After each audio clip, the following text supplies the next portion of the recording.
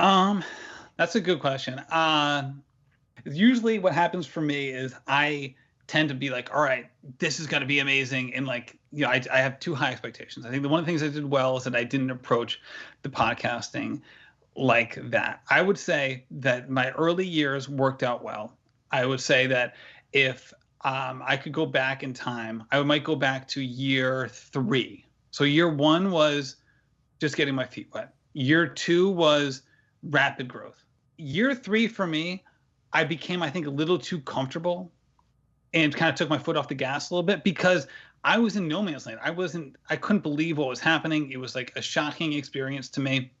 And I started to just say, okay, this is great. Let's just leave it at this. Like everything's going great. And I didn't push as much as I could have, or, try new things. I think I became a little okay with how things had progressed. And there's nothing wrong with that. But I think that in retrospect, I could have kept pushing the envelope or, making myself uncomfortable and done things like that, which could have been ultimately would have served me better, especially in terms of doing stuff live, with audiences, expanding out into, in-person type stuff as opposed to just kind of staying behind my desk. So I think ultimately that would have been the biggest thing I would change.